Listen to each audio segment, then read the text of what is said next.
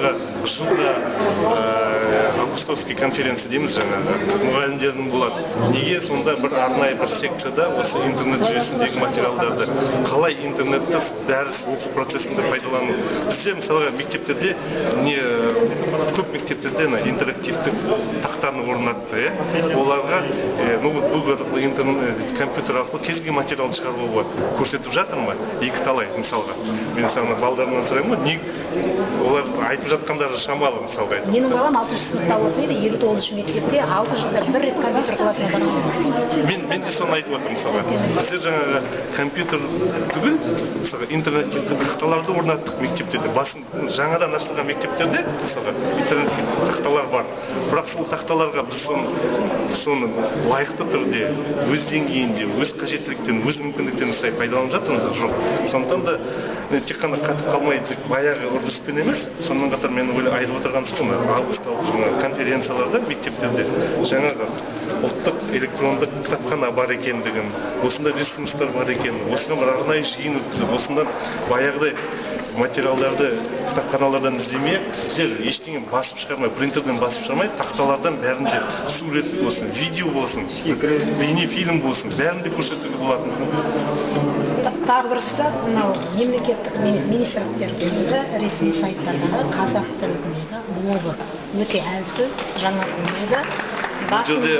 Блогты айтпай тұрып, жалпы қазақ мемлекеттік, мен жақында сараптама жасадым. Бүкіл мемлекеттік органдардың, агенттіктердің, комитеттердің сайттарын, акиматтардың, әкімшіліктердің сайттарын қарадым, талдау жасадым.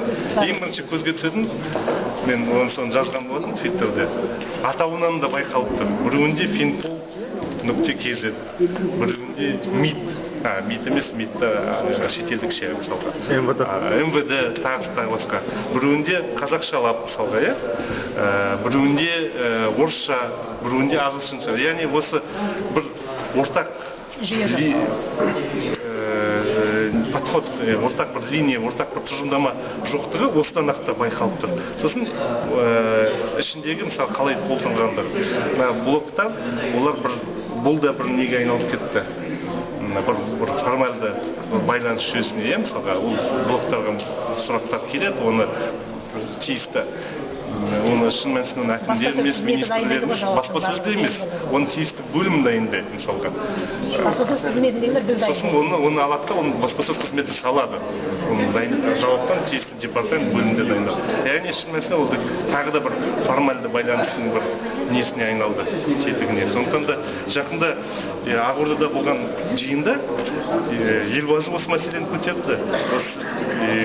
Электронды үкімет деген болды жоба. Қайда сол? Сонда бірнеше сұрақты жалғастырған кезде ешкім тұрып көтеріліп, үкіметтің тарапынан дұрыс жауап берген де жоқ, мысалға. Шын мәнісінде электрондық үкімет дегенде ол тек қана жаңа сайт ашып, ішіне материалды жариялау емес, сайт деген ол қалды, ол сайт деген ол негізгі 10 жылғы бұрынғы нәрсе. Біздің қазір айтып отырғанымыз интернетте кері байланысты орнату. Блог арқылы сосын барып жаңа тиісті құжаттардың алмасында. Сол жаңағы мыңдап қағаз толтырып, есептерді жіберіп, ақпаратты жатқанша бәрі сосын аласыздар.